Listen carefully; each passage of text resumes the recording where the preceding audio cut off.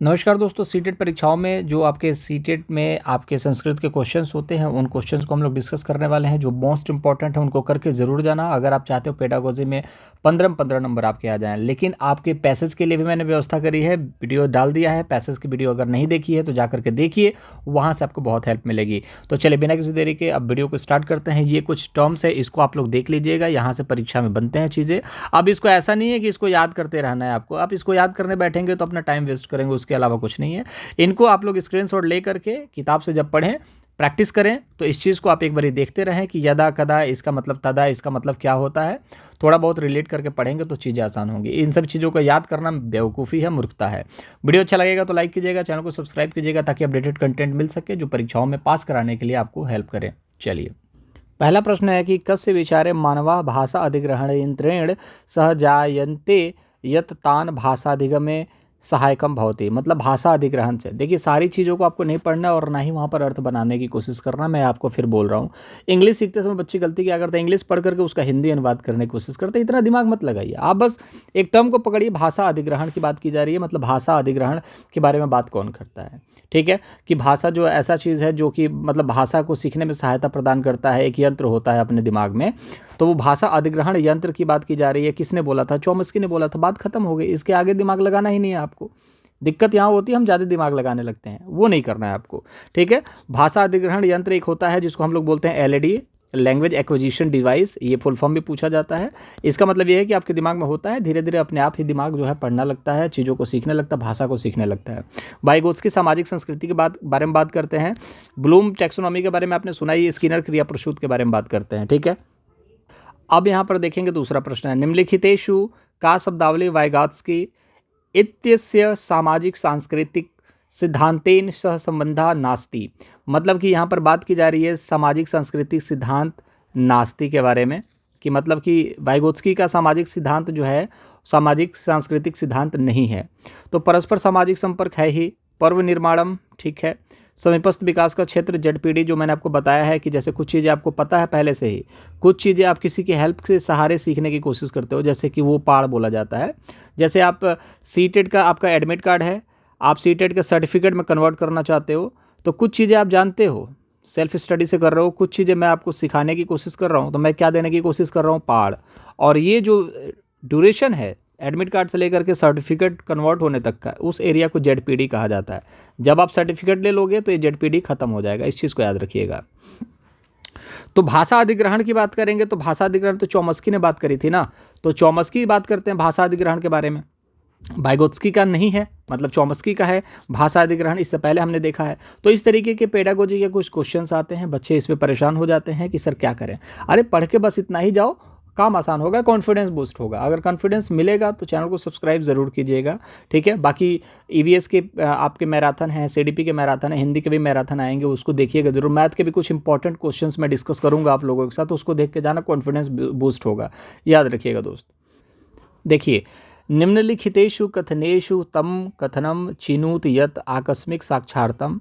आप कुछ चीज़ें इंग्लिश में भी आपको लिख करके दे दी जाती है, क्योंकि थोड़ा सा इंटरेस्ट लाना है। अगर संस्कृत में भी थोड़ा सा इंग्लिश डाला जाता है जानबूझ के, ताकि बच्चे इससे डरे ना, बर्जी हो, क्योंकि एटलीस्ट उनको ये जानने का हक है कि आपको भाषा आती है कि नहीं। इसका मतलब ये नहीं कि आप कितने बड़े विद्वान हैं संस्कृत का, ये नहीं, आपको भाषा से रिलेट करके चीज़ों को दी जाती है, इसीलिए थोड़ा सा आपको पाड़ देने का काम किया जाता है, स्कैप फोल्डिंग, मतलब कि थोड़ा सा ढांचा दिया जाता है ताकि चीज़ों को समझे। वर्धयितुम सर्वोपयुक्तम अस्ति, कहने का मतलब है कि आकस्मिक साक्षरता, इमरजेंट लिटरेसी के लिए सबसे ज़्यादा उपयुक्त क्या है सीखने के लिए, ताकि आपके ज्ञान में वृद्धि हो सके। तो देखिए, अगर आप अचानक से अगर हम बात करें कि साक्षरता को कैसे बढ़ाया जा सकता है, मतलब कि आपको विद्वान कैसे बनाया जा सकता है, कहने का मतलब है कि बहुत सारी चीज़ें आप, साक्षर मतलब वही है जो कि बोलना सीख ले, लिखना सीख ले, उसको साक्षर बोला जाता है। तो अगर आप लिखना बोलना, अपनी भाषा को लिखना बोलना सीखना चाहते हैं तो उसके लिए हमें क्या करना चाहिए? तो भाषा विकास के लिए आप वार्तालाप करेंगे, बिल्कुल फैक्ट है। अगर बात को आप बात करेंगे, हम बात करेंगे, जैसे इंग्लिश सीखने के लिए क्या बोला जाता है कि एक दूसरे से जितना ज़्यादा बात करोगे उतना ज़्यादा सीखोगे, तो वार्तालाप तो इंपॉर्टेंट है दोस्त। कथा सुनना, बिल्कुल सही बात है, बोला जाता है कि इंग्लिश को सुनिए, इंग्लिश फिल्में देखा करिए, सुनने से कानों में जाता है, फिर उसके बाद एलईडी होता ही है, लैंग्वेज एक्विजिशन डिवाइस, वो क्या करता है, भाषा को सीखता है, फिर आप बोलने में जब उसका इस्तेमाल करते हो तो साक्षात्कार आपका बढ़ेगा, सिंपल सी बात है। अब ऐसा नहीं है कि कोई मित्रम पत्रम लिख दूँ, मित्र को एक पत्र लिख दिया आपने और कोई कथन लिख दिया, तो ये कोई इंपॉर्टेंट नहीं है, ठीक है। दत्त वाक्य मतलब कि आप देखोगे असाइनमेंट की बात करी जाए तो असाइनमेंट अगर आपने लिख दिया तो इससे पता थोड़ी चल जाएगा कि आप कितने एक्सपर्ट हो, कितने साक्षर हो, इससे पता नहीं चलने वाला है। तो याद रखिएगा, अगर साक्षरता को बढ़ाना है तो आपको वार्तालाप करना पड़ेगा और कथा को सुनना पड़ेगा, ठीक है। तो ये दोनों ऑप्शन ज़्यादा अप्रोप्रिएट हैं, ये ज़्यादा अच्छे हैं, ना कि आपका लिखित कथन को लिखना, और ना ही दत्त वाक्य पर पृष्ठ पर कुछ भी लिख देना, बालक को प्रेरणा देने का कार्य करना, ये सब इंपॉर्टेंट नहीं है, ठीक है। तो आंसर नंबर कहाँ गया, ए और बी कहीं है कि नहीं है? चलिए, ए और बी यहाँ पर है, आंसर नंबर बी जो है सी बी, ठीक है। यहाँ पर ऑप्शन नंबर बी, ए और बी जो राइट आंसर होगा, ठीक है। चलिए, बालकान नव शब्दानाम अर्थम ज्ञातुम प्रेरणाम न दत्वा संदर्भानुसारम नवीन शब्दानाम व्याख्यानम। यहाँ पर इसका जो अर्थ है यही है कि किसी बालक को नए शब्द का अर्थ ज्ञात करने के लिए प्रेरणा न दे करके संदर्भ के अनुसार नवीन व्याख्या क्या कहलाता है, ठीक है। व्याख्या देने से क्या होगा, तो बालक के अंदर क्या हो जाएगी, भ्रांति हो जाएगी क्या, मतलब किसी नए शब्द को सीखने के लिए प्रेरणा नहीं देना है, संदर्भ के अनुसार नए चीज़ों को सीखने के लिए व्याख्या करना है। मतलब मैंने बोला कि कुछ इंग्लिश के वर्ड मीनिंग याद कर लो, तो वर्ड मीनिंग याद कराने से अच्छा है कि वर्ड मीनिंग से रिलेटेड बहुत सारी चीज़ें आपको बता दी जाए। जैसे वाटर को लिए मैंने बोला कि वाटर मतलब पानी याद करके आना है। मैं ऐसा ना बोल करके बोलूँगा कि वाटर इज लाइफ, ठीक है। वाटर इज लाइफ, जल ही जीवन है। और वाटर इज लाइफ में आप जीवन है, क्या जीवन है, जल जीवन है, वाटर जीवन है। तो इस तरीके से संदर्भ में चीज़ों को व्याख्या करने से क्या होता है, भ्रांति फैलती है क्या, गलत है। बोधने में सहायता करोति शब्द से, शब्द बोध में सहायता करती है, शब्दों को सीखने में बहुत अच्छे से सीखने में सहायता करती है। अब सुष्ठु का मतलब आपको नहीं पता तो इस पर दिमाग मत लगाओ, क्यों दिमाग लगाना कि सुष्ठु का मतलब क्या होता है, ठीक है। शब्दस्य बोधने सहायता करोति, शब्दों को सीखने में सहायता करती है, ठीक है। कंठस्थीकरण आपको पता है नेगेटिव है, समय निरर्थक करोति, क्या समय को निरर्थक करता है। वाटर इज लाइफ बोलने में क्या अपना समय व्यर्थ होगा, समय लगाओगे वहाँ पर जहाँ पर पोटेंशियल है तो आपको उसका रिवेन्यू भी मिलता है। कुछ बच्चे कहते हैं सर क्वेश्चन बताओ, आंसर बताओ, ज़्यादा एक्सप्लेनेशन मत करो, लेकिन यार मेरा काम यही है। पेडागोजी इस तरीके से ही आती है, जब आपको पढ़ाने के लिए बोल दिया जाए पेडागोजी, आपके पास कुछ शब्द नहीं होंगे, आप कैसे पढ़ा पाओगे। आपको सीखने के लिए भी, जैसे आप टीचर हो ना, आप टीचर बनना पड़ेगा तब टीचर का सिलेक्शन हो पाएगा आज के टाइम पे, वरना वो पहले के ज़माने गए जब आपको मेरिट पर आपको सेलेक्ट कर लिया जाता था। आज के टाइम पे बड़ी भीड़ है और उसके लिए आपको भीड़ से आगे निकलने के लिए आपके पास टैलेंट होना चाहिए। तो जितनी चीज़ें सिखाया जा रही है वो चीज़ों को सीखिए, कंठस्थ कीजिए, अपने आप को तैयार कीजिए, तब जाके कुछ हो पाएगा आपका। डैश अस्मान गूढ़ार्थम अवगंतुम संकेतम ददाति, मतलब कि गूढ़ अर्थ को समझने में अवगंतु मतलब आने में, समझ आने के लिए संकेत देता है। तो मतलब ये है कि कोई भी चीज़ रहस्यमयी है, उस चीज़ को समझने के लिए हमें क्या करना है, ठीक है। गूढ़ मतलब कि रहस्यमयी चीज़ें। तो देखिए, कोई भी चीज़ रहस्य से अगर पर्दा उठाना है तो आपको क्या करना पड़ेगा, विस्तृत, उच्च, गहन या निर्दिष्ट। तो बच्चा जानता है यार कि रहस्यमय चीज़ों को अगर सुलझाना है तो आपको गहन अध्ययन करना पड़ेगा। आप देखते हो कि कई बार जादू टोने वाली जो फिल्में होती हैं उसमें क्या होता है कि एक रहस्य होता है जिसको सुलझाना होता है, तो यहाँ पर जो जादू टोना करने वाला होता है वो एकदम गहरी चिंता में पड़ जाता है और किताबों को पढ़ने लगता है, कहाँ से कौन सा श्लोक मिल जाए वो मारूं कि वो बस हो जाए, कुछ काम हो जाए, ठीक है। तो गहन अध्ययन बहुत इंपॉर्टेंट है, ये आपको रहस्यमय चीज़ों को कहीं ना कहीं सुलझाने में महत्व देता है, वो मदद करता है, ठीक है। तो इस तरीके के कुछ प्रश्न बनेंगे जो आपको परेशान करेंगे। तो गुण मतलब कि रहस्यमयी, और वहाँ से आप स्टार्ट करेंगे तो गहन अध्ययन, इस तरीके के प्रश्न बनते हैं। तो हर प्रश्न आप ये नहीं सोच सकते कि आपको हर प्रश्न इस वीडियो को देखने के बाद हो ही जाएंगे, लेकिन एक चीज़ तो फैक्ट है दोस्त कि आप इन वीडियोस को देख लोगे तो आपका कॉन्फिडेंस बूस्ट होगा, आप किताब में थोड़ा सा मन लगाने लगोगे और पेपर में कॉन्फिडेंस से ये हाल होगा कि आपके बहुत सारे क्वेश्चन सही हो जाएंगे और परीक्षा में आप पास हो जाओगे, ठीक है। चलिए, अर्थमापन प्रक्रिया सेमेंटिक मैपिंग स्ट्रेटजी कैसे में प्रयोजनाय सशक्ता अस्ति, मतलब कि सेमेंटिक मतलब आप समझते हैं किसी भी चीज़ को एकदम सीरियल वाइज लगा करके जाना, जैसे कि राम आम खाता है, राम खाता आम है, इस तरीके से नहीं, राम आम खाता है, ये सेमेंटिक है, ठीक है। तो अर्थ मापन प्रक्रिया में सबसे इंपॉर्टेंट क्या है, छात्रों के शब्द संग्रह को बढ़ाना। ठीक है, अगर बच्चों के पास शब्द संग्रह होंगे तो बच्चा सीधे तौर पे ट्रांसलेशन कर सकता है। ठीक है, व्याकरण नियम का कहीं यहाँ पर इस्तेमाल नहीं होता है, जैसे आप किसी भी भाषा में आप देखोगे हर भाषा में व्याकरण नहीं होता है। ठीक है, पाठ्य विषयण सह व्याकरण, व्याकरण यहाँ पर प्रक्रिया लेखन में सिर्फ लिखने की बात होती है और यहाँ पर अर्थ की बात की जा रही है, तो प्रक्रिया लेखन होगा नहीं। प्रक्रिया लेखन और उत्पाद कौशल, ये दोनों हम लोग अभी क्वेश्चंस में डिस्कस करेंगे, तो इस चीज़ को लेकर के निश्चिंत रहिए। आंसर जो होगा ऑप्शन नंबर फर्स्ट होगा। मैं फिर कह रहा हूँ, क्वेश्चन का आंसर मिल जाए आगे बढ़ो, दिमाग ये मत लगाओ कि इसका आंसर सही क्यों हुआ, इसका अर्थ क्या होगा। अगर इतना सीखने लगोगे तो फिर आप संस्कृत कभी नहीं सीख सकते। इंग्लिश में भी यही गलती करते हैं, इंग्लिश का बाल का खाल निकालने की कोशिश करते हैं, नहीं सीख पाते। तो बाल की खाल नहीं निकालना, आपको क्वेश्चन का आंसर मिल गया, आप निकलिए। ज़्यादा पीएचडी करेंगे कि आखिर क्यों हुआ ये जान लो, तो सिर्फ देखने वाले आप ही हो। आपके इस कहीं ना कहीं इस अप्रोच को कोई नहीं देख रहा कि आपको अप्रिसिएट करेगा। तो बस मूर्ख बनाना बंद कीजिए, आगे बढ़िए, इस तरीके से चीज़ों को करिए, आसान होगी चीज़ें। बालकः प्रयोगाश्रित परीक्षा विधिना ट्रायल एंड एरर मेथड शिक्षति इत्येति। अब आपने देखा होगा ट्रायल एंड एरर मेथड मतलब कि प्रयास एवं त्रुटि। आपको पता है प्रयास एवं त्रुटि, पढ़ा होगा आपने, प्रयास एवं त्रुटि का सिद्धांत किसने दिया था? थॉर्नडाइक ने दिया था यार, थॉर्नडाइक ने दिया था ना। अब थॉर्नडाइक किससे संबंधित है? संज्ञानवाद से संबंधित है क्या? वो तो पियाजे हैं। सामाजिक संस्कृति बाइगोत्स्की, व्यवहारवाद थॉर्नडाइक, जन्मजात आश्रित यहाँ पर चॉम्स्की भाषा से रिलेटेड है। लेकिन व्यवहार आश्रित की बात करें तो यहाँ पर क्या चीज़ आएगा आंसर?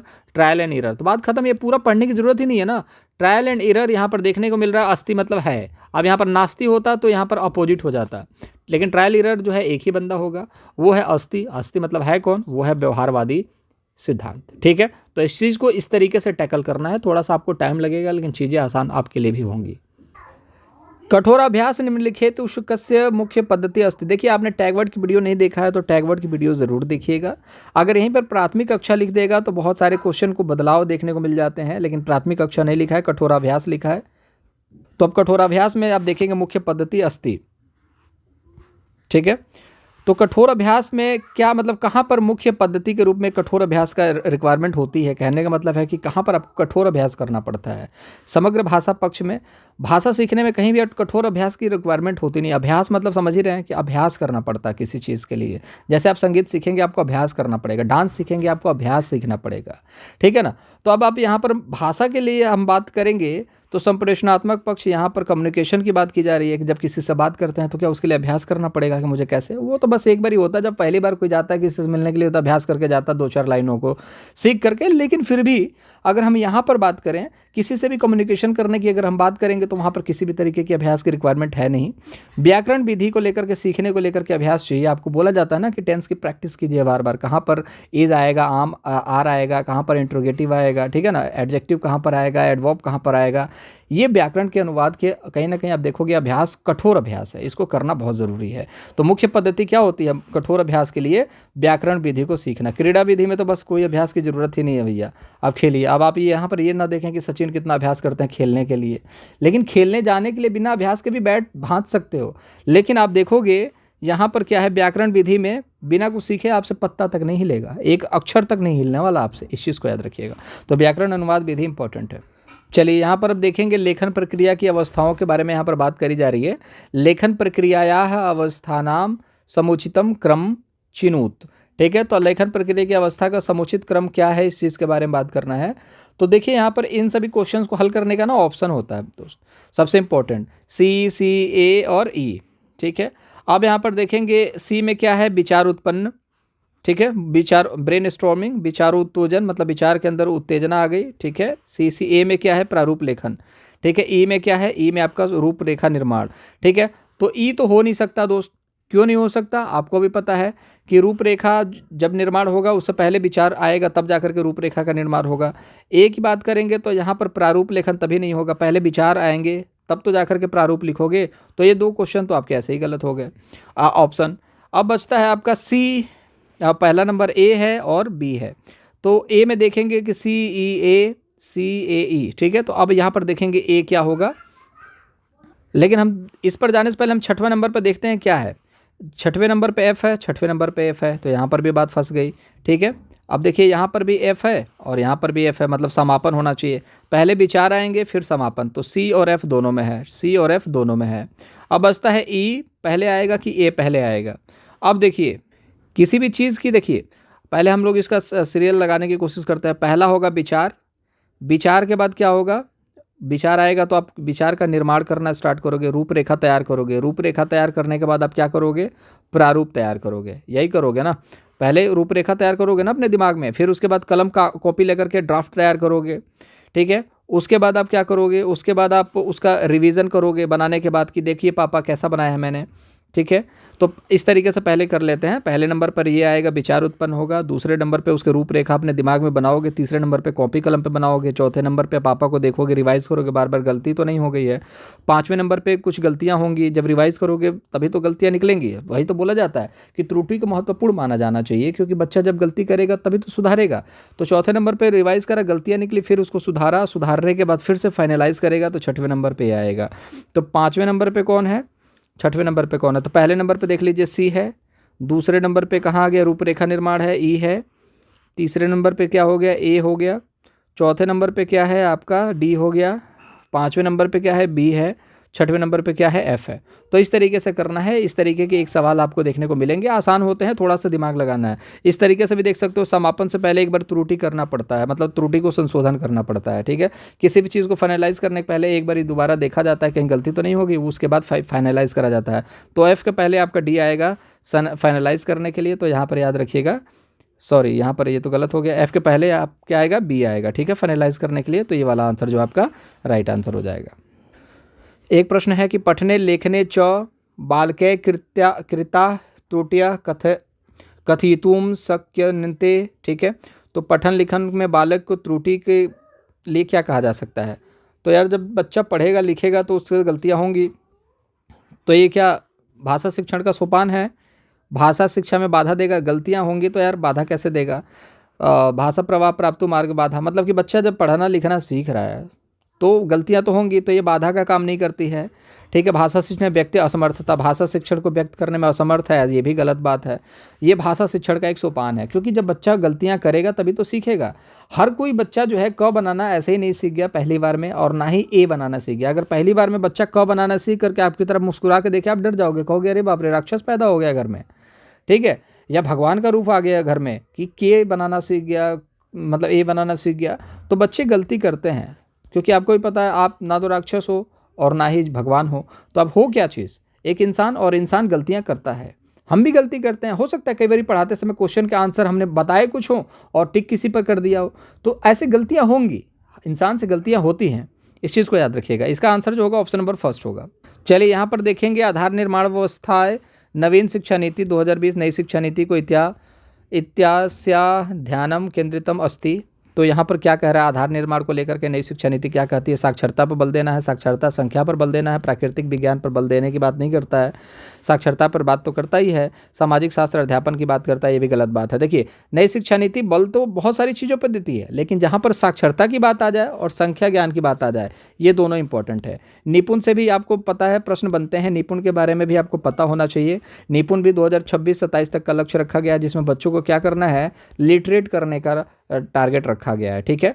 तो यहाँ पर बच्चों को अंडरस्टैंडिंग पावर को इम्प्रूव करने का है, और दूसरी चीज़ है अंक गणित की नॉलेज आनी चाहिए, कक्षा 3 तक बच्चे सीख जाने चाहिए, ऐसा कुछ लक्ष्य रखा गया है, ठीक है। तो इससे सवाल बनते हैं, इस चीज़ को आपको देख करके जाना है। इसके बारे में एक सेपरेट मैं वीडियो बनाने वाला हूँ, उसको जरूर देख लीजिएगा। उससे पहले चैनल को सब्सक्राइब करेंगे तो वीडियो मिल जाएगा। बहुत कम 8 से 10 मिनट की मैं वीडियो बनाता हूँ, उसमें आपको वो कंटेंट दूंगा जो कि लोग एक घंटे में देते हैं, ठीक है। तो आप अपना टाइम बचाना चाहते हैं तो चैनल को सब्सक्राइब कीजिए, ताकि वो कंटेंट आपको मिल सके, आप देख सकें। इसका राइट आंसर हो जाएगा दोस्त यहाँ पर, साक्षरतायाम संख्या ज्ञाने च। और आप देखोगे कभी भी संस्कृत में कुछ ऑप्शन आते हैं, और ऑप्शन आने के बाद आप उसमें इंग्लिश देखोगे, एक में ही अगर इंग्लिश है तो मान के चलना कि वही आंसर जो होगा आपका सही होने वाला है। इस चीज़ को याद रखना है, ये मैक्सिमम टाइम देखा गया है। अगला प्रश्न अच्छा है, निम्नलिखितेषु कथम मौखिक संप्रेषणम न पोषयति, मतलब मौखिक संप्रेषण का एक एग्जाम्पल नहीं है इन 4 ऑप्शंस में से। आपके देखेंगे 4 ऑप्शन है जिसमें से मौखिक संप्रेषण न पोषयति, मतलब मौखिक संप्रेषण कम्युनिकेशन नहीं है, ठीक है। तो वार्तालाप, मतलब आप किसी से बात कर रहे हैं तो मौखिक संप्रेषण है, तो यहाँ पर तो नहीं का आंसर पूछा गया, तो जो नहीं है वही सही होगा। दूरभाषे स्वानुभवा नाम आदान प्रदान, देखिए यहाँ पर दूरभाषा में आदान प्रदान, आपके अनुभवों का आदान प्रदान करना, मतलब टेलीफोन पर। समाचार विज्ञप्ति, छात्रा साक्षात्कार, साक्षात्कार मतलब इंटरव्यू की बात की जा रही है। जब मान लीजिए आपका कोई इंटरव्यू लेगा, आप भाषा का इस्तेमाल करोगे कि नहीं करोगे? बिल्कुल करना पड़ेगा ना। जब आप समाचार विज्ञप्ति देते हैं, जैसे आपने अपने शैम्पू का ऐड दे दिया, तो उस शैम्पू का ऐड बोलता थोड़ी है, वो शैम्पू का ऐड दे दिया, लोग पढ़ करके चले जाएंगे, वो कम्युनिकेशन तो हुआ नहीं, वहाँ पर ओरल कम्युनिकेशन तो हुआ नहीं। तो याद रखना कि भाषा कम्युनिकेशन में इस तरीके के सवाल बनेंगे, और जाहिर सी बात है संस्कृत एक भाषा है तो इस तरीके के सवाल बनेंगे, और इस तरीके के सवाल की प्रैक्टिस करके जाओगे तो फंसोगे नहीं। अदरवाइज आप बहुत सारी चीज़ें यहाँ पर गलती कर सकते हो, लेकिन अब नहीं गलती होगी। समाचार विज्ञप्ति में भाषा में मौखिकता की अगर बात करें तो ओरल कम्युनिकेशन यहाँ पर नहीं होता है, मौखिक संप्रेषण नहीं होता है। संप्रेषण मतलब कि कम्युनिकेशन, बातचीत, वार्तालाप इसको कहा जाता है। यहाँ पर आपको देखने को मिलेगा कि किसी भी तरीके की बातचीत नहीं होती है। राइट आंसर होगा ऑप्शन नंबर सी। चलिए, निष्क्रिय शब्दावली का अस्ति ते शब्दया वयम येषां प्रयोगम तवदैव कुर्वम यदा वयम तंसाम अथवा पाठम। ठीक है, ते शब्दा यान वयम अन्य सह पुनः पुनः प्रयुक्तम। मतलब कि निष्क्रिय शब्दावली क्या है? जो बार बार इस्तेमाल की जाती है। तो निष्क्रिय मतलब कि वो शब्दावली जो बंद है, जिसका इस्तेमाल ही नहीं होता है। तो पुनः पुनः का क्या मतलब है? गलत है। वे ते सदा शब्दाः येषां प्रयोगम वयम लेखने एवं कुर्मे, मतलब कि इसका हमेशा प्रयोग किया जाता है लिखने और करने में। तो ये भी गलत बात है, निष्क्रिय है तो लिखोगे कहाँ? ते शब्दा ये शाम प्रयोगम भाषणे कुर्म, भाषणों में और कर्म में, मतलब कि किसी काम को करने में बार बार प्रयोग किया जाता है। तो बार बार प्रयोग किया जाता है तो निष्क्रिय शब्दावली है, तो इसका बार बार प्रयोग तो कर ही नहीं सकते ना। देखिए, इसका मतलब क्या होगा कि निष्क्रिय शब्दावली क्या हो सकती है? वो शब्दावली जो कि आप पता लगा लोगे कि हाँ ये निष्क्रिय शब्दावली है, लेकिन उसका इस्तेमाल कहीं नहीं होता। ठीक है ना। तो वे शब्दावली जो प्रयोग तदैव, मतलब कभी कभी यहाँ पर इस्तेमाल किए जाते हैं, लेकिन उनका जो इस्तेमाल है जो पढ़ने लिखने में नहीं करते हैं। कहने का मतलब है गाली, कोई भी गाली है, उस गाली को आप पहचान लोगे कि हाँ ये गाली है, उसका अर्थ का पूरा एकदम ब्यौरा निकाल दोगे। अगर किसी ने कोई गाली दे दी, अब उससे रिलेटेड आप बता दोगे फीलिंग के साथ आपके क्या क्या हो गया, आप उस गाली को लेकर के धरती आसमान एक कर दोगे। सारी चीज़ें समझ में आ गई है आपको, लेकिन वो प्रचलित में नहीं है, उसको आप कहीं किताबों में नहीं देखोगे, ना ही नॉर्मल बोलचाल की भाषा में देखोगे। वो एक ऐसा शब्द है जो एक बार ही पहचान सकते हो, लेकिन उसका इस्तेमाल नहीं होता, उसको निष्क्रिय शब्दावली बोला जाता है। ठीक है, आप देखोगे गालियाँ कोई भी ऐसा नहीं है, किताबों में किसी किताब में आपको गाली नहीं देखने को मिलेगी, और ना ही कोई ऐसा लेटर होगा, या फिर आप ऑफिशियल वर्क की बात करेंगे वहाँ पर आपको देखने को मिलेगा, कहीं भी नहीं देखने को मिलेगा, ना ही नॉर्मल बोलचाल की भाषा में देखने को मिलेगा। लेकिन वही है कि वो शब्द निष्क्रिय है, लेकिन उसको पहचाना जा सकता है कि हाँ ये गाली है। ठीक है, तो याद रखिएगा ये वाला आंसर जो होगा आपका राइट आंसर होगा। ठीक है, भाषा शिक्षणस्य निर्माणात्मक पक्षे सम्मिलितम अस्ति। भाषा शिक्षण के निर्माण में क्या सम्मिलित है? भाषा शिक्षण अगर आप सीखना चाहते हैं, मतलब आपका निर्माण हो रहा है, आप भाषा को सीख रहे हैं, तो क्या कठोर अभ्यास की रिक्वायरमेंट है? मैंने पहले भी बताया कठोर अभ्यास की रिक्वायरमेंट नहीं है। बच्चे क्या आंसर करके आएंगे? कठोर अभ्यास। गलत है। व्याकरण की बात करें तो कठोर अभ्यास इंपॉर्टेंट है, लेकिन भाषा सीखने के लिए कठोर अभ्यास की जरूरत नहीं है, किसी भी परिश्रम की जरूरत नहीं है, वो ऑटोमेटिकली आपको आ जाएगा। स्वभाव निर्माण के लिए, तो भाषा शिक्षण से आपका स्वभाव किस तरीके से निर्माण होगा? देखिए, भाषा एक स्वाभाविक प्रक्रिया है, लेकिन उससे आपके स्वभाव का निर्माण थोड़ी होता है कि आपका स्वभाव क्या है, ये भाषा से संबंधित नहीं हो सकता है। ठीक है ना। अगर आपका भाषा शिक्षण का निर्माण हो रहा है, तो इसका मतलब ये नहीं कि आपके स्वभाव का निर्माण हो रहा है। आप हो सकता है कि बहुत अच्छा इंग्लिश बोलते हो, लेकिन आपका स्वभाव बहुत र्यूड हो, खराब हो, तो ये कहीं ना कहीं कनेक्शन इसका नहीं है। अन्वेषण आश्रित इंक्वायरी बेस्ड शिक्षण होता है, व्याकरण नियम के बारे में बात करता ही नहीं। तो भाषा शिक्षण निर्माणात्मक पक्ष जो है, अन्वेषण आश्रित होता है, इंक्वायरी बेस्ड शिक्षण होता है। ठीक है, तो इसको याद रखिएगा, आंसर नंबर सी जो होगा राइट आंसर। अब जब 3 ऑप्शन गलत हो गए तो चौथा आंसर तो ऑटोमेटिक सही होगा। और ये सारे जो शब्द होते हैं ना, इंक्वायरी बेस्ड, अन्वेषण, अवलोकन, ये सब बहुत पॉजिटिव वर्ड्स हैं। ये जब आपके ऑप्शन में दिखे तो ये मैक्सिमम चांसेस है कि ये आंसर जो है सही दे करके जाएंगे। अन्वेषण मतलब इस चीज़ याद रखिएगा, इन्वेस्टिगेशन भी होता है। ठीक है, तो भाषा शिक्षण से आप जब भी भाषा आपको आने लगेगी तो आप चीज़ों को इन्वेस्टिगेट करना स्टार्ट कर देंगे, इंक्वायरी करना स्टार्ट कर देंगे किसी चीज़ को लेकर के। जब बच्चा बोलना नहीं जानता है तो पापा से ये नहीं पूछ पाता है कि पापा कहाँ जा रहे हो, लेकिन जहाँ बोलना स्टार्ट कर देगा, इंक्वायरी स्टार्ट कर देगा, पापा कहाँ जा रहे हो, पापा ये चॉकलेट लेकर के आ जाना, पापा मुझे भी ले चलो, तो ये सारी चीज़ें करने लगेगा। क्यों करने लगेगा? क्योंकि भाषा शिक्षण का निर्माण स्टार्ट हो चुका है, तो अब वो इंक्वायरी भी स्टार्ट करने लगेगा। ठीक है, तो ये मैक्सिमम आप चीज़ों को समझने की कोशिश करिए। बाकी वीडियो अच्छा लग रहा होगा तो लाइक कीजिएगा, चैनल को सब्सक्राइब कीजिए, अपडेटेड कंटेंट मिलता रहेगा, आप अपनी तैयारी को पुख्ता करते रहेंगे। चलिए, एक प्रश्न देखेंगे। भाषा शिक्षणस्य प्रारंभिक वर्षेषु काचित् अध्यापिका स्वकक्षायाः प्रारम्भवृत्तकालं सर्कल टाइम क्रिय करोति। अस्यां क्रियायां सा प्रत्येकं छात्रं कस्मिन् पिविष्ट विषये वक्तुम् अवसरं प्रददाति। एषा प्रक्रिया निम्नलिखितेषु कस्मै प्रयोजनं महत्वपूर्णम् अस्ति। यहाँ पर देखिएगा, एक क्रियाकलाप की बात की जा रही है कि एक वृत्त काल में बच्चों से एक क्रियाकलाप कराया जा रहा है एक अध्यापिका के द्वारा स्वयं के कक्षा में। तो प्रत्येक छात्र जो है कस्मिन् पविष्ट विषय वक्तुम अवसर, प्रत्येक छात्र को यहाँ पर एक अवसर दिया जा रहा है चीज़ों को करने का। जैसे कि एक टाइम है, जैसे लंच हो गया, लंच के बाद एक क्लास ऐसा हो गया ट्यूटोरियल का टाइप का, जिसमें बच्चों को हर एक एक्टिविटी करने का मौका मिलेगा और सभी बच्चों को एक अवसर मिलेगा कि वो उस चीज़ में कुछ ना कुछ बोले। तो ये बोलवाने का जो सिस्टम है ना उस कल्चर में, मतलब उस ट्यूटोरियल वाले क्लास में, उसके पीछे का रीज़न क्या है? तो उसके पीछे का रीज़न क्या है कि मान के चलिए कि मैं एक ट्यूटोरियल का क्लास ले रहा हूँ, मेरे सामने 30 बच्चे बैठे हुए हैं और उन 30 बच्चों से मैंने एक बात करी कि ठीक है, हम लोग इस टॉपिक पे आज हम लोग बातचीत करने वाले हैं और इस टॉपिक पे जिसके पास मैं पासा फेंकूंगी वही उसका तमाशा दिखाएगा, मतलब कि कुछ बोलेगा। तो इससे क्या मतलब मिलेगा? जैसे आपने भी खेला होगा, आपके सामने कुछ बोल, आपको खड़ा करा दिया जाए और बोला जाए कि एक शायरी सुनाओ, तो आपको शायरी पता ही नहीं, आप सोचोगे शायरी इधर उधर से लगाओगे, क्या आप सुना दूँ, कोई गाना गाओ तो गाना गा नहीं पाओगे क्योंकि याद ही नहीं आएगा उस वक्त गाना क्या गाना है। ठीक है, तो कभी भी अचानक से आपको पूछा जाता है तो उससे आपको पठन योग्यता में वृद्धि होती है क्या? पढ़वाया तो जा नहीं रहा, पूछा जा रहा, पढ़वाया जाता तब तो पढ़ करके बताते। तो यहाँ पर पढ़वाने से रिलेटेड तो कोई बात ही नहीं हो रही है, वर्णमाला से रिलेटेड तो कोई बात ही नहीं हो रही है, क्योंकि यहाँ पर आपसे बोलने के लिए बोला जा रहा है कि आप उस चीज़ के बारे में, उस टॉपिक के बारे में बोलिए। खड़ा करा दिया, बोलो फटाफट बताओ कि मकर संक्रांति के बारे में क्या जानते हो। अब बच्चा वहाँ पर मकर संक्रांति के बारे में पढ़ेगा नहीं ना, बोलना है, वर्णमाला के बारे में तो बोलेगा ही नहीं। आकस्मिक साक्षरता, ठीक है, यहाँ पर भी ठीक मिल रहा है कि अचानक से उसको दिमाग लगाना पड़ेगा, अचानक से आकस्मिक साक्षरता वहाँ पर उसके सामने प्रकट होगी। ठीक है, अर्थबोधनम और पाठनम अर्थी। अर्थबोधन की बात करेंगे तो बच्चे जो हैं ऑप्शन नंबर 4 लगा के चले आते हैं, जो कि गलत है।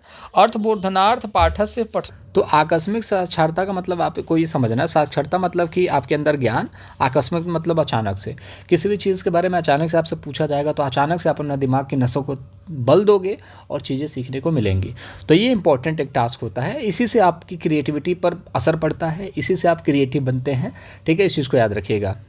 चलिए, उत्पादन कौशल के बारे में यहाँ पर सवाल बन रहा है आपसे, उत्पादन कौशल के बारे में। तो संभाषण और लेखनम एक साथ, मतलब एक साथ की बात करेंगे, संभाषणम लेखनम एक साथ, ये होता है आपका उत्पादन कौशल। इस चीज़ को याद रखिएगा। सिर्फ पढ़ना, ठीक है, सुनना और पढ़ने को नहीं बोलते हैं, पठन और लेखन, लिखने और पढ़ने को नहीं बोलते हैं।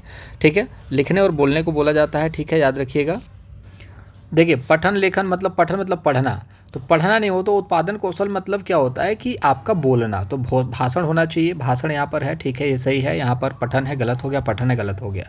अब यहाँ पर लिखना, श्रवण, सुनना और बोलना उत्पादन कौशल नहीं है, सुनना और लिखना ये इंपॉर्टेंट कौशल है। ठीक है, तो उत्पादन कौशल, इसको याद रखिएगा, कंठस्थ कर लीजिए आप कि संभाषण मतलब कि वाचन, लेखन और वाचन जो होता है, लेखन और वाचन ये है आपका उत्पादन कौशल। ठीक है, तो लेखन जो है हो गया, संभाषण मतलब कि वाचन की बात की जा रही है, पठन मतलब कि पढ़ना होता है, लेकिन संभाषण मतलब वाचन होता है, मतलब बोलना। पढ़ना और बोलने में फ़र्क है, इस चीज़ को याद रखिए। पढ़ना मतलब कि पढ़ना और बोलना मतलब कि बोलना। आप इस चीज़ को समझ पा रहे होंगे। ठीक है, तो आंसर नंबर फर्स्ट जो होगा राइट आंसर। एक सवाल यहाँ पर बनेगा, पठन समय अधस्तनेषु कस्य महत्वम सर्वाधिकम। पढ़ते समय किस चीज़ का महत्व सर्वाधिक है? उच्चारण स्वरेण पठनम, यहाँ पर गलत हो गया। पाठस्य अर्थम अवगमनम, ठीक है, अवगमनम, अर्थ की इंपॉर्टेंस है यार, किसी भी चीज़ को पढ़ोगे उसका अर्थ नहीं निकलता है तो क्या मतलब बनता है। प्रत्येक शब्द पठनम, हर एक चीज़ को पढ़ना इंपॉर्टेंट नहीं है। देखिए, मैंने आपको क्या बोला, संस्कृत में आपको क्या लगता है कि हर एक शब्द को पढ़ना इंपॉर्टेंट है क्या? नहीं, आपको सिर्फ अर्थ। देखिए, मैं साइकोलॉजी पढ़ा रहा हूँ जब, तो मुझे ये चीज़ पता है कि बच्चे किस तरीके से सोचते हैं, पेपर किस तरीके से आपको क्वेश्चन को डिज़ाइन करके देता है, और बच्चे वहाँ पर ही फंसते हैं, और उन चीज़ों से अगर निकल गए ना तो फिर अच्छा है, उलझ गए तो फिर समझ लो कि मामला सुलझेगा नहीं। तो आपको करना क्या है? आपको करना ये है कि आपका क्वेश्चन का अर्थ निकलना चाहिए। जहाँ अर्थ निकलता है आप उस चीज़ से आप नंबर लूटिए, ऑप्शन पर जाइए, वहाँ पर आप एक नंबर लूटिए, उसके बाद आगे बढ़िए, ज़्यादा दिमाग मत लगाइए। ठीक है, अर्थ बस लगाना है, हर एक शब्द को पढ़ना इंपॉर्टेंट नहीं होता है। आप समझते जाइए कि पढ़ते समय आपका अर्थ निकलना इंपॉर्टेंट है। धारा प्रवाह की स्थिति नहीं है कि मैं एकदम धारा प्रवाह बोल दूँ, वाह सर क्या पढ़ते हो यार, मज़ा आ जाता है संस्कृत आप पढ़ते हो तो, लेकिन इससे मेरा फ़ायदा है ना, मैं तो इम्प्रेस कर दूंगा आपको, लेकिन आप कब इम्प्रेस करेंगे? आप जब अर्थ निकालना सीख जाएंगे। जो मैं टेक्निक आपको कहीं ना कहीं पैसेज में देता हूँ, जो क्वेश्चन को टैकल करने के लिए जो अप्रोच देता हूँ, उस अप्रोच से अगर आपका भला है तो मुझे उसी में खुशी है। मुझे अपने आप को नाम नहीं है, मुझे अपना चमकाना नहीं है, मुझे बस इतना है कि आप अपना सीटेट का एग्जामिनेशन क्लियर करें, मज़ा इसमें आने वाला है मुझे, ठीक है। तो यहाँ पर इंपॉर्टेंट ये है, अर्थ का इंपॉर्टेंट है, वो बहुत ज़्यादा ज़रूरी है। देखिए, शिक्षिका स्वकक्षाया बालान युगलेषु विभजति, मतलब कि शिक्षिका एक कक्षा में बालकों को एक युगल मतलब कि जोड़े में विभाजित कर देती है। तान युगलान स्वपुस्तिकानां विनिमय, विनिमय मतलब कि एक दूसरे को पुस्तिकाओं को मतलब किताबों को एक्सचेंज करने के लिए बोलती है और संशोधन करने के लिए उसमें बोलती है। सा किम क कर्तिम इच्छति, मतलब कहने का ये है कि क्लास है। अब इसका अर्थ देखना इंपॉर्टेंट है, ना कि पूरा एक एक लाइन देख करके इसका युगलेशु का क्या मतलब है, स्वपुस्तिकाना का क्या मतलब है, विनिमयम का क्या अर्थ है, ये सबसे इंपॉर्टेंट नहीं है। इंपॉर्टेंट ये है कि आप इसका अर्थ निकाल पाते हैं कि नहीं, कितना धारा प्रवाह पढ़ते हो ये इंपॉर्टेंट नहीं है, आप अर्थ निकाल पाते हो कि नहीं, ये इंपॉर्टेंट है। अब यहाँ पर देखिए कि छात्रों को अलग अलग विभाजित कर दिया जाता है और बोला जाता है कि आप लोग एक दूसरे की किताबों को एक्सचेंज करो, तुम उसकी किताब लो, तुम उसकी किताब लो, और उसमें उसकी कॉपी में देखो कि जो चीज़ मैंने कल पढ़ाई थी उसमें क्या क्या गलतियां हैं, और आप देखिए कि इसकी किताब में क्या क्या गलतियां हैं, तो इसको संशोधन करिए। तो इससे क्या बच्चे सीख रहे हैं, समकक्षी मूल्यांकन, सामूहिक मूल्यांकन, संशोधनम, स्वयं मूल्यांकनम, तो इसके बारे में आप बताएंगे। तो यहाँ पर आप देखेंगे कि समकक्षी मूल्यांकन, सामूहिक मूल्यांकन, संशोधनम, स्व मूल्यांकन। तो स्व मूल्यांकन तो खुद के कॉपी को खुद ही चेक करना होता है, संशोधन तो होगा नहीं, क्योंकि अलग अलग लोग अपने अपने मतलब कि मेरी किताब मेरी कॉपी कोई और चेक कर रहा है, किसी और की मैं, तो ये संशोधन तो हो रहा है, लेकिन किस तरीके का संशोधन है ये सवाल पूछा जा रहा है आपसे।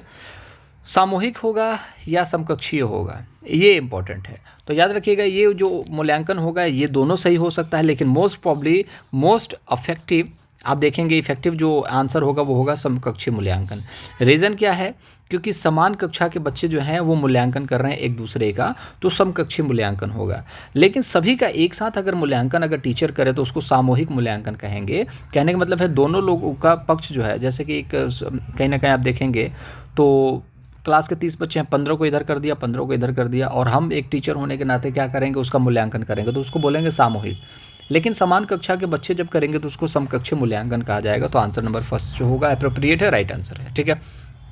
चलिए यहाँ पर एक आंसर करेंगे, प्राचीन काले गुरु स्वशिष्यान केन विदिता शिष्यति स्म, मतलब प्राचीन काल में गुरु जो है वो किस तरीके की शिक्षा बच्चों को देते थे।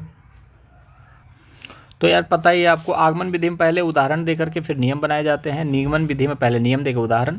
पहले के लोग क्या करते थे, व्याख्यान विधि से चीज़ों को देखते थे, पहले व्याख्या दी जाती थी तो व्याख्यान विधि। तो प्राचीन काल में याद रखिएगा ये सवाल बनते हैं, प्राचीन काल में गुरु जो है किस तरीके की शिक्षा देते थे बच्चों को, तो व्याख्यान विधि के द्वारा शिक्षा देते थे। सिर्फ इसमें व्याख्या की जाती है, चीज़ों को बताया जाता है, इसमें कुछ भी नोट डाउन करने के लिए नहीं है, सिर्फ सुनो और कान से निकालो या फिर दिमाग में रखो। देखिए, छात्र स्वहृदयस्य विचारान् क्या भाषया सरलतया प्रकटु कर्तु समर्था भवति, मतलब कि कोई भी ऐसा विचार, छात्र के दिल में जो कोई विचार है वो किस भाषा में सरलता के साथ प्रकट कर सकता है, प्रांतीय भाषा में, राजभाषा में, अंतर्राष्ट्रीय भाषा, मातृभाषा। तो आपको पता होना चाहिए मातृभाषा में। अगर छोटा सा बच्चा है जो कि अपने घर की भाषा सीख रहा है, मातृभाषा सीख रहा है, जैसे भोजपुरी सीख रहा है, अब उससे बोला जाए कि ठीक है खड़े हो जाए, इंग्लिश में सवाल पूछ सकते हो यहाँ पर, तो बच्चा सवाल ही नहीं पूछेगा। उससे पूछा जाए कि हिंदी में पूछ सकते हो, उसको आता ही नहीं है तो सीखेगा, पूछेगा ही नहीं। तो जब वो अपने विचार को बता ही नहीं सकता तो मतलब कि ये है कि वो सीख ही नहीं सकता। तो इसलिए उसको मातृभाषा सबसे सटीक लगता है, और इसीलिए एनईपी कहता है कि मातृभाषा में बच्चों को एजुकेशन देना है, तो मातृभाषा इंपॉर्टेंट है। तो कोई भी बच्चा जो है मातृभाषा में अपने विचारों को प्रकट करने के लिए बिल्कुल उत्सुक रहता है और वो आराम से प्रकट कर सकता है। तो मातृभाषा इंपॉर्टेंट है, याद रखिएगा इस चीज़ को। प्रांतीय भाषा क्या होती है, जो अपने अपने प्रांत में बोली जाती है। राजभाषा हो जैसे कि हिंदी है और इंडिया की जो है इंग्लिश है, ठीक है। तो मान के चलिए कि इंडिया में इंग्लिश नहीं है, भारत की जो राजभाषा हिंदी है, और सेकेंड जो है वो इसकी सहयोगी भाषा कौन सी है, इंग्लिश है। इस चीज़ को याद रखिएगा, ठीक है। उसको राजभाषा बोलते हैं, जो सरकारी कामकाज की भाषा होती है, जिसमें आप देखोगे कि हिंदी में कामकाज की भाषा होती है, लेकिन आप कोर्ट कचहरी में देखोगे हर चीज़ इंग्लिश में देखने को मिलता है, हिंदी में ना के बराबर कोई चीज़ होगी, ठीक है। जज लोग भी पढ़ाई इंग्लिश में ही करते हैं, जो भी सुनवाई होती है इंग्लिश में ही होती है, ये भी चीज़ याद रखिएगा आप लोग, ठीक है। तो राजभाषा हिंदी तो है, लेकिन सहयोगी भाषा इंग्लिश है। कहीं कहीं हिंदी काम नहीं करती तो इंग्लिश वहाँ पर काम आता है। अंतर्राष्ट्रीय भाषा क्या है, इंग्लिश है, ठीक है, इसको भी याद रखेंगे। चलिए, संस्कृते मूल्यांकनम प्रयोजनम अस्ति, संस्कृत का मूल्यांकन का क्या प्रयोजन है। विषय ज्ञान परीक्षण की बात किया जाता है, ठीक है। अग्रिम कक्षाएं क्रमोन्नति, मतलब संस्कृत का मूल्यांकन करने के लिए हम क्या करेंगे, मूल्यांकन किस बिहाफ पर करेंगे। तो जब भी यहाँ पर देखेंगे कक्षा के क्रमोन्नति मतलब आगे बढ़ाने की बात करी तो गलत हो गया। संस्कृत के मूल्यांकन का क्या मतलब है, तो संस्कृत के मूल्यांकन का मतलब यह है कि विषय ज्ञान का परीक्षण करना। ये देखिए बहुत इंपॉर्टेंट है। परीक्षण तो हम लोग यहाँ पर परीक्षा को गलत मानते हैं, परीक्षा को हम लोग यहाँ पर गलत मानते हैं, लेकिन संस्कृत मूल्यांकन प्रयोजन अस्ति, विषय ज्ञान की परीक्षा की बात की जा रही है। यहाँ पर सिर्फ परीक्षा की बात नहीं की जा रही है, यहाँ पर विषय ज्ञान की परीक्षा की बात की जा रही है। अग्रिम माया कक्षा, ये तो गलत हो गया। भाषा के प्रति रुचि जागरण, ये तो इंपॉर्टेंट नहीं है, रुचि जहाँ पर लग जाता है वो गलत हो जाता है, ठीक है। लिपि समय ज्ञान, लिपि के बारे में भी यहाँ पर बात नहीं करी जा रही है संस्कृत के बारे में, तो याद रखिएगा आंसर जो हो जाएगा ऑप्शन नंबर फर्स्ट हो जाएगा। विषय ज्ञान का परीक्षण यहाँ पर करा जाता है, ठीक है। परीक्षण गलत होता है लेकिन फिर भी यहाँ पर देखेंगे विषय ज्ञान के साथ जोड़िएगा तो ये आपका राइट आंसर होगा। एक वीडियो मैंने गलती से यहाँ पर टिक करने के बजाय मैंने यहाँ पर टिक कर दिया था, तो इसको गलत कर दीजिएगा। आंसर होगा ऑप्शन नंबर फर्स्ट ही होगा दोस्त, इस चीज़ को याद रखिएगा। कई बार फ्लो में चीज़ें गलत हो जाती हैं, लेकिन वो चीज़ें मैं बोला सही हूँ, लेकिन वही है कि आंसर जो है वो गलत ऑप्शन पर टिक हो जाता है। तो इसलिए याद रखिएगा ऑप्शन नंबर फर्स्ट होगा। विषय ज्ञान का परीक्षण जो होगा इंपॉर्टेंट है संस्कृत के मूल्यांकन को लेकर के, answer number first right answer. ये क्वेश्चन बार बार पूछा जाता है। वीडियो अच्छा लग रहा होगा, कॉन्फिडेंस आ रहा होगा तो चैनल को सब्सक्राइब ज़रूर कीजिएगा, वीडियो को लाइक ज़रूर कीजिएगा, ठीक है। तो चैनल को सब्सक्राइब जरूर कर लीजिए, आने वाली वीडियोस का नोटिफिकेशन भी आपको मिलता रहेगा इससे। कक्षा अभिनय रीति या प्रक्रिया भवती सावर्तते, मतलब कक्षा में अभिनय करने की प्रक्रिया की जो होती है उसको क्या कहते हैं। तो कक्षा में अभिनय जो है नाटक पात्र के सहारे तो हो नहीं सकता, याद रखिएगा। क्यों, क्योंकि कक्षा में जब अभिनय कराया जाएगा तो नाटक पात्र नहीं करना है ना, वहाँ पर आपको क्या करना है कि शिक्षक कथाया पत्रानुसार व्याख्या करोति, शिक्षक जो है पात्रों के अनुसार, जो कि कास्ट है, कास्ट मतलब कि ये है कि जैसे कि आप हीरो हो, कोई और गुंडा है, ठीक है। तो हीरो के हिसाब से अगर आपको कोई भी चीज़ व्याख्या करने के लिए टीचर बोलेगा तो आपको वो व्याख्या करना है, ठीक है। तो ये जो होता है ना कक्षा अभिनय की प्रक्रिया होती है इस तरीके से होती है, ठीक है। तो पात्रों के अनुसार वो व्याख्या करता रहेगा, शिक्षक कथा का जो व्याख्या है वो पात्रों के अनुसार करेगा, और इसी प्रक्रिया को कक्षा अभिनय कहा जाता है। शिक्षक बोलेगा तुम बताओ इस चीज़ के बारे में, तुम बोलो, जैसे एक पैराग्राफ तुम पढ़ोगे, एक पैराग्राफ तुम पढ़ोगे, उसी को कक्षा अभिनय कहा जाता है। ये बाकी ऑप्शन जो होंगे गलत होंगे, इसमें कुछ मतलब नहीं है समझने का। चलिए यहाँ पर देखेंगे शिक्षणम इति पदस्य यह अर्थ अस्ति, शिक्षणम मतलब कि जैसे कि पेडागोजी है, पेडागोजी पद का जो अर्थ क्या हो सकता है, पेडागोजी का मतलब क्या होता है, ठीक है। शिक्षण शास्त्र का मतलब क्या है, शिक्षण क्यों इंपॉर्टेंट है, लालन पालन करने के लिए गलत है, प्रेरणा देने के लिए गलत है, बोधनम मतलब ज्ञान को बढ़ाने के लिए, बुद्धि के लिए गलत है, ज्ञान के लिए होता है दोस्त। अगर पेडागोजी अगर टीचर को नहीं पता है, जैसे कि मैं आपको क्या कह रहा हूँ कि सीटेट में 75 नंबर का पेडागोजी पूछा जाता है, क्यों पूछा जाता है, क्योंकि बच्चे जो है यहाँ पर ही फंसते हैं, और ये जो है ना रियल लाइफ से कनेक्टेड होता है। इसको अगर बच्चा सीख गया मतलब कि वो टीचिंग के सारे मेथड सीख चुका है, उसको पता है कि मैथ कैसे पढ़ाना है, ईवीएस कैसे पढ़ाना है, संस्कृत कैसे पढ़ाना है। संस्कृत पूछा क्यों जाता है, पूछने वाले को भी पता है कि हर बच्चे को संस्कृत नहीं पता है, क्योंकि 10th के बाद तो संस्कृत है ही नहीं, तो बच्चे को आएगा कहाँ से। बहुत रेयर लोग होते हैं जो संस्कृत को लेते हैं, लेकिन पूछा क्यों जाता है, ताकि बच्चा कुछ तो सीखे, थोड़ा सा मेहनत तो करे, इसलिए यहाँ पर पूछा जाता है। और उसमें भी पेडागोजी पूछ दिया जाता है तो थोड़ा सा टफ बना दिया जाता है।